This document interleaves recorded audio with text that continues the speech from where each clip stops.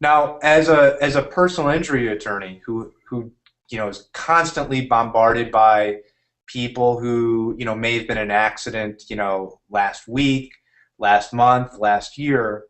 Some people have very significant injuries. Some people may have more of soft tissue type injury.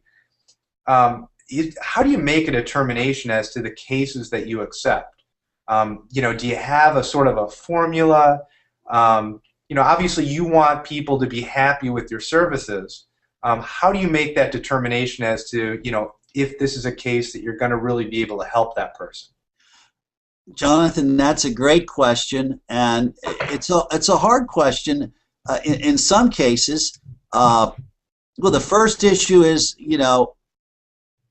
is there liability? You can talk to the person and you can get a pretty good feel for was the other just because the other person was cited by the police doesn't necessarily mean that the other person was at fault, but you can hear the facts, get the police report if preliminarily, or just even over the phone, make a pretty good determination that there's responsibility.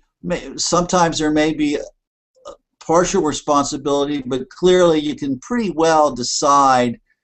You get a rear-end collision, a left to center, T-bone intersection, failure to yield the right-of-way. So you want to know what the liability is, and then of course you want to know, was there significant car damage? We all know, Jonathan, all these seminars that we've seen, low impact, soft tissue cases where there's no car damage, and you can spend a heck of a lot of money getting experts, and people can get hurt.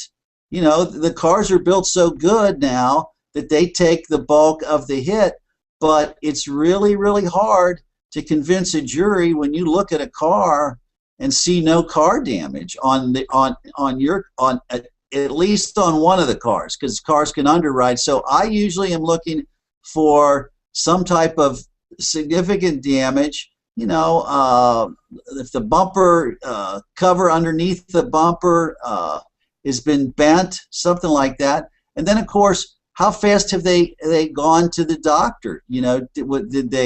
Did they start going the day of? That's the ideal situation. Do they have, if they got a broken and severe injury, they're in the hospital.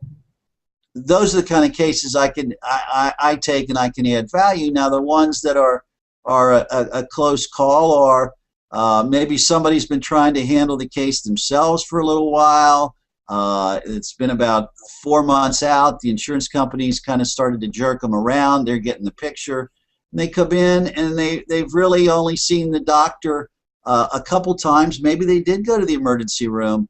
That may or may not be a case that I can take unless I can sort of, with my intuition and judgment, kind of think, well, is this going to lead to, is this just a strain or a sprain that's going to heal up?